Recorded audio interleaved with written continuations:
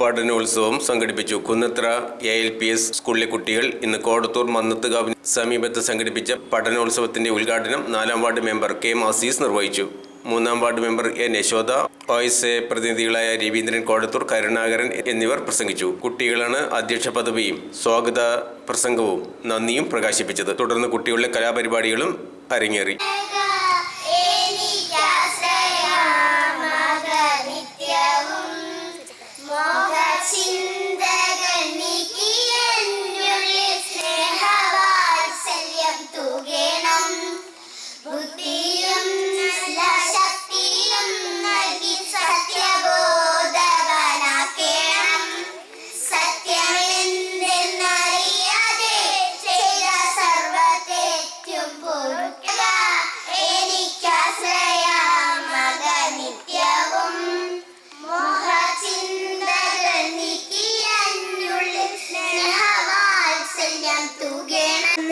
നിരവധി പ്രതിഭകളെ സമ്മാനിച്ച് ഒരു നൂറ്റാണ്ടിലേറെയായി പഴയന്നൂരിന്റെ ചരിത്ര താളുകളിൽ സൂര്യതേജസ്സോടെ ഉയർന്നു നിൽക്കുന്ന സ്കൂളാണ് നമ്മുടെ ALPS കുന്നത്ര.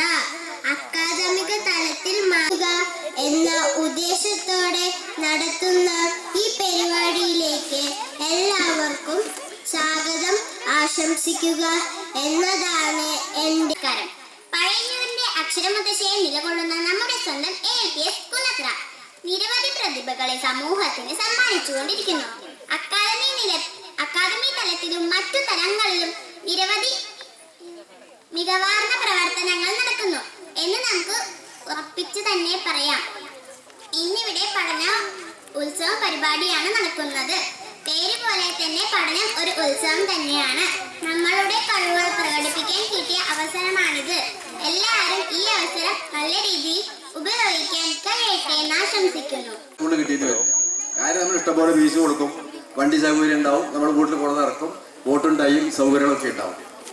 ഇതുപോലെ കുട്ടികളുടെ തലയിലേക്ക് വല്ലതും കയറാനും ആ കയറിയത് അവരുടെ മനസ്സിൽ ഉറച്ചു നിൽക്കാനും നമ്മുടെ സർക്കാർ സ്കൂളുകൾ എന്നും മുൻപന്തിയിൽ ഉണ്ടാവുന്നതാണ് എൻ്റെ ഒന്നാമത്തെ തെളിവാണെന്ന് ഇപ്പോൾ നമ്മൾ കണ്ടത്. കുന്നത്ര സ്കൂള് പ്രൈവറ്റ് സ്കൂളാണെന്ന് പറയുന്നുണ്ടെങ്കിൽ അത് സർക്കാരിൻ്റെ കീഴിലുള്ള സ്കൂളാണ്. നമുക്കൊക്കെ ആവശ്യം നമ്മുടെ വീട്ടിൽ മഞ്ഞ കളറും വെള്ള കളറും നീല കളറുമുള്ള ബസ്സുകൾ വരണം. അതിന് നമ്മളെ കുട്ടികളെ ഒരു പ്രത്യേക ഡ്രസ്സ് അലിയിച്ച പറഞ്ഞയക്കണം എന്നുള്ളൊരു നമ്മളൊരു കാഴ്ചപ്പാടുണ്ടല്ലോ. അതൊക്കെ ഒരുപാട് മാറിപ്പോയിട്ടുണ്ട് നമ്മുടെ നാട്ടിൽ. ഇന്ന് നമ്മുടെ സർക്കാർ സ്കൂളുകളിൽ ഇതൊക്കെ കണ്ടില്ല, അവരുടെയൊക്കെ ഒരു ആവേശം. ഇപ്പം അവരോടൊക്കെ ഓരോ ചോദ്യങ്ങൾ ചോദിച്ചാൽ അതിന് വ്യക്തമായ മറുപടി പറയും. പക്ഷെ പല രക്ഷിതാക്കൾക്കും മറുപടി പറയാൻ കഴിയുമെന്ന് വരില്ല. അതിന്റെ കാരണം വിദ്യാഭ്യാസ രംഗത്ത് ഒരുപാട് മാറ്റങ്ങൾ ഉണ്ടായിട്ടുണ്ട്. അതിന്റെ ഒരു ഭാഗം കൂടിയാണ് ഈ പഠനോത്സവം. സാധാരണ കായികോത്സവം, അതുപോലെ കലോത്സവം ഇതൊക്കെ കണ്ടിട്ടുള്ളൂ. പഠനോത്സവം എന്ന് പറയുന്നത് നമ്മളിപ്പോൾ ആദ്യമായിട്ട് കാണാം. ഇതെന്തായാലും ഒരു നിത്യസംഭവമായി നമ്മുടെ സമൂഹത്തിൽ മാറും. കാരണം നമ്മുടെ പ്രദേശത്തെ കുട്ടികളുടെ കഴിവുകൾ നമ്മുടെ പ്രദേശത്തുള്ളവർക്ക് നേരിട്ട് കാണുന്നതിനും അവരെ പ്രോത്സാഹിപ്പിക്കുന്നതിനും അവർക്കൊക്കെ എന്തൊക്കെയാണ് അവരുടെ കഴിവുകളുള്ളത് അത് നമ്മൾക്ക് നേരിട്ട് കാണുന്നതിനുമുള്ള ഒരു അവസരം കൂടിയാണ് ഈ പഠനോത്സവം. വേദിയിലുള്ള ബഹുമാന്യരെ, നാട്ടുകാരെ, രക്ഷിതാക്കളെ, കുഞ്ഞുമക്കളെ, അധ്യാപകരെ, കുട്ടികൾ പറഞ്ഞ പോലെ തന്നെ പേര് പോലെ തന്നെ ഒരുപാട് വർഷങ്ങളായി 1912 സ്ഥാപിതമായതാണ് ALPS കുന്നത്ര. റെക്കോർഡിലിട്ടോ അതല്ലാതെ ഉള്ളത് നമുക്ക് അറിയുന്നില്ല. ഏറ്റവും ആദ്യം ഈ പഴയന്നൂരില് നിലവിൽ വന്ന ഒരു വിദ്യാലയമാണ്. സ്വാതന്ത്ര്യത്തിനൊക്കെ എത്രയോ വർഷങ്ങൾക്ക് മുൻപ് ഈ നാട്ടില് വളരെ വലിയൊരു മാറ്റം കൊണ്ടുവരാൻ ആ സ്ഥാപനത്തിന് കഴിഞ്ഞിട്ടുണ്ട്. നിങ്ങൾക്ക് എല്ലാവർക്കും അറിയാം, ഇതിന്റെ ഇടയിൽ കുറച്ചു കാലം നമ്മൾ വളരെ ഒരു ദയനീയമായ ഒരു അവസ്ഥയിലേക്ക് പോയി. അതും കാരണം നിങ്ങൾക്കറിയാം, ഒരു ആഗോളവൽക്കരണത്തിന്റെ ഒരു കാലഘട്ടത്തില് എല്ലാവരും ഇംഗ്ലീഷ് ഭാഷയെ വല്ലാതെ പ്രണയിക്കുകയും അതിന്റെ പിന്നാലെ പരക്കം പായുകയും ചെയ്യുന്ന ഒരു സന്ദർഭത്തിലാണ് നമ്മുടെ വിദ്യാലയത്തിനും ഇത്തരത്തിലുള്ള ഒരു ദയനീയ അവസ്ഥയിലേക്ക് മാറി നിൽക്കേണ്ടി വന്നത്. പക്ഷെ ജനം ഇന്ന് തിരിച്ചറിയുകയാണ്, അവിടെ പോയി കേവലം ബ്രോയിലർ കോഴികളെ പോലെ കുറച്ച് അറിവ് അവരിലേക്ക് കുത്തി നിറയ്ക്കുക എന്നല്ലാതെ സ്വന്തം ജീവിതത്തിൽ അവർക്ക് അത് പ്രാവർത്തികമാക്കാനോ അല്ലെങ്കിൽ നല്ല രീതിയിൽ ജീവിതത്തെ മുന്നോട്ട് കൊണ്ടുപോകാനോ കഴിയാതെ നിസ്സഹായ അവസ്ഥയിൽ ജീവിതം തന്നെ കൈമോശം വരുന്ന ഒരു അവസ്ഥയിലേക്ക്, ജീവിതം തന്നെ ഇല്ലാതാക്കുന്ന ഒരു അവസ്ഥയിലേക്ക് മാറിക്കൊണ്ടിരിക്കുന്ന തലമുറ. അത് തിരിച്ചറിഞ്ഞുകൊണ്ട് ഇപ്പൊ ജനങ്ങൾ തിരിച്ച് നമ്മുടെ പൊതുവിദ്യാലയങ്ങളെ കൂടുതലായി ആശ്രയിക്കുക അല്ലെങ്കിൽ സമീപിക്കുന്ന ഒരു അവസ്ഥയിലേക്ക് വന്നുകൊണ്ടിരിക്കുകയാണ്. അപ്പൊ എനിക്കും അത് തന്നെയാണ് എല്ലാവരോടും പറയാനുള്ളൂ. ജീവിതം ഒന്നേ ഉള്ളൂ. ആ ജീവിതം നല്ലപോലെ മുന്നോട്ട് കൊണ്ടുപോകാൻ അറിവ് മാത്രം പോരാ, കിട്ടിയ അറിവിനെ പ്രാവർത്തികമാക്കാൻ നമ്മുടെ മക്കൾക്ക് കഴിയണം. ഞാൻ നേടിയത് അല്ലെങ്കിൽ ഞാൻ പറയുന്നത് ഇന്ന കാരണം കൊണ്ട് ശരിയാണ് എന്ന് സമർത്ഥിക്കാനുള്ള യുക്തിബോധം വേണം. അതിനൊക്കെ അവസരം കിട്ടുന്നത് പൊതുവിദ്യാലയങ്ങളിലാണ് എന്ന തിരിച്ചറിവ് ഇനിയെങ്കിലും ഈ നാട്ടിലെ എല്ലാവർക്കും, നല്ലവരായ എല്ലാ രക്ഷിതാക്കൾക്കും ഉണ്ടാവണം എന്നാണ് എനിക്ക് പറയാനുള്ളത്.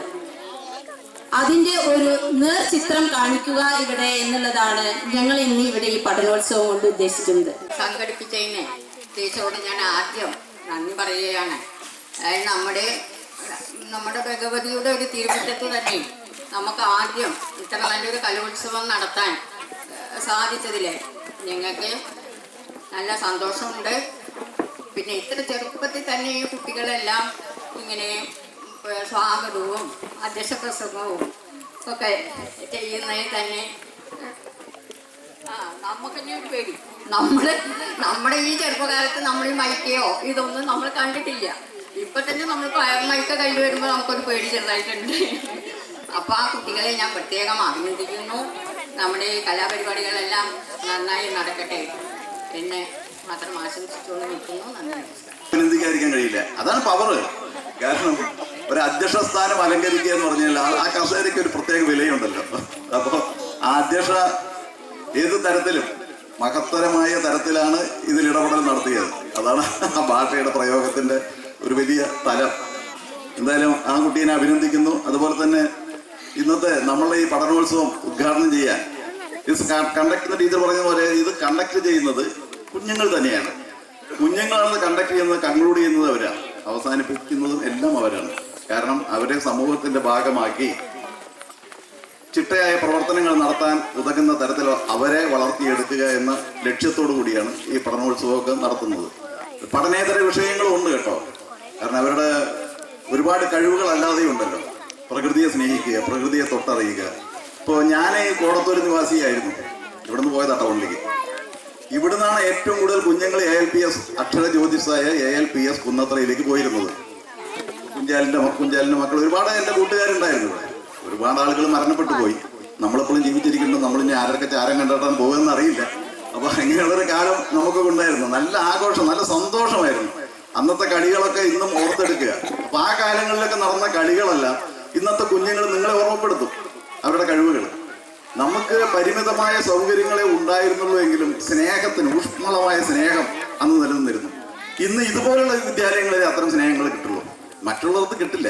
കാരണം സ്വന്തം അച്ഛൻ പത്രാസ് പോരാന്ന് പറഞ്ഞ് വേറൊരു പത്രാസിൽ വരുന്ന ആളെ ഇതാണ് എൻ്റെ അച്ഛൻ എന്ന് പറയുന്ന കുട്ടിയുടെ ഒരു അവസ്ഥയുണ്ടല്ലോ. അതൊന്നും നമ്മുടെ കുഞ്ഞുങ്ങൾക്ക് ഉണ്ടാകില്ല. അതാണ് നമ്മൾ ഇത്ര സാധാരണക്കാർ പഠിക്കുന്ന വിദ്യാലയങ്ങളിൽ നമുക്ക് കിട്ടുന്നൊരു ഗുണം. അവർ കാരുണ്യത്തിന്റെ സ്പർശമായി മാറും. കാരണം നമുക്ക് കാരുണ്യം പറഞ്ഞ അതികഠിനമായ വെയിലാണ് ഇപ്പോൾ, നമുക്കറിയാലോ.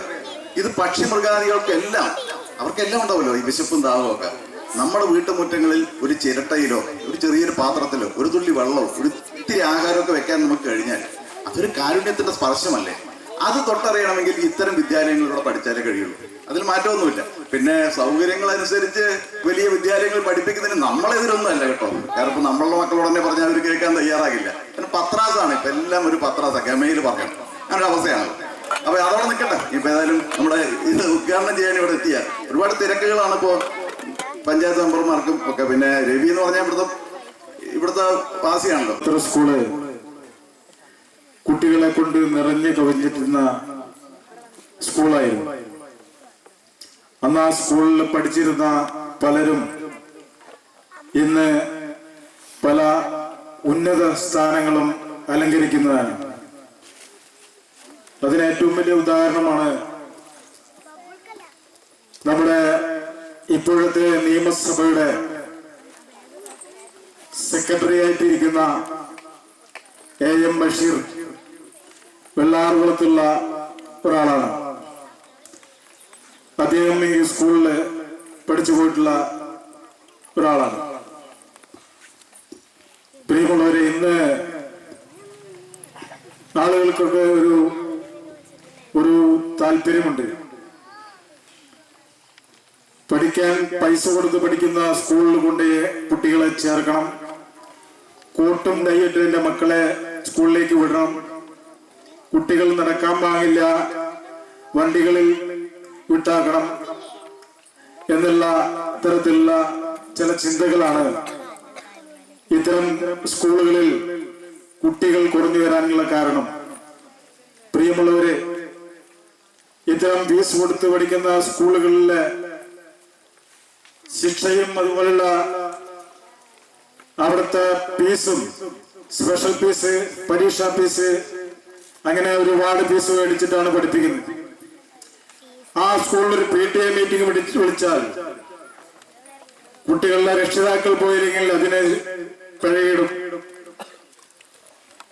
അതേസമയത്ത് നമ്മുടെ സ്കൂളിൽ ഒരു PTA വിളിച്ചു കഴിഞ്ഞാൽ തന്റെ മകൻ ആ സ്കൂളിൽ പഠിക്കുന്നതാണ്, എനിക്ക് ആ PTA മീറ്റിംഗിൽ പങ്കെടുക്കണം എന്നൊരു താല്പര്യം പലരും പ്രകടിപ്പിക്കാറില്ല.